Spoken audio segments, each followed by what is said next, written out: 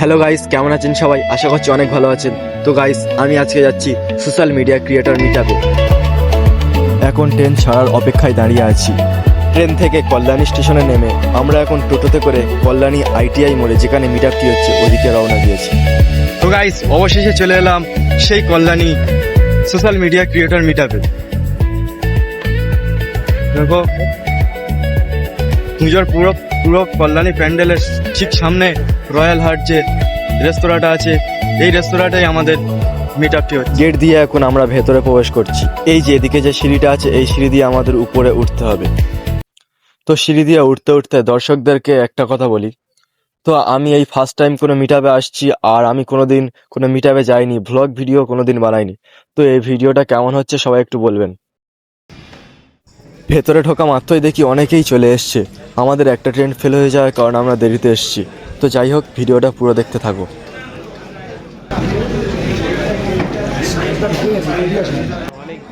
তো আমার পেছনে দেখতে পাচ্ছ, এখন দুপুরের খাওয়া দাওয়া চালু হয়ে গিয়েছে।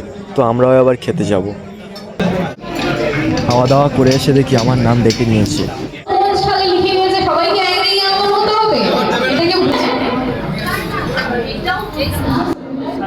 অ্যাওয়ার্ড নেওয়া হয়ে গেছে, তো সেজন্য আমরা এখন চলে যাচ্ছি। যেহেতু সন্ধ্যা হয়ে গিয়েছে, তাড়াতাড়ি বাড়ি ফিরতে হবে।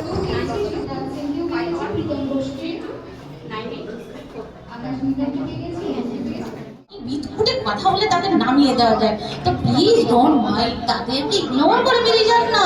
ভালোবাসুন আরো বেশি করে। খারাপকে ভালোবাসার মধ্যে যে আনন্দ আছে না, ওটা আমি দাঁড়িয়ে দাঁড়িয়ে উপভোগ করি, যে অদ্ভুত হাসি।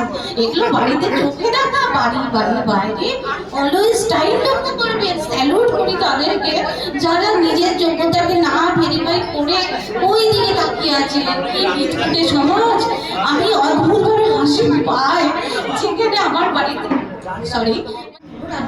বলতেছেন আমারটা দিন খুব ভালো, যাকে ভালো লাগে তার কাছে টাইম লাগান, যাকে লাগবে না দূর করে দিন। একদম যে ভুলভাল কথা বলবে তাকে একদম ইগনোর করে বেরিয়ে যান।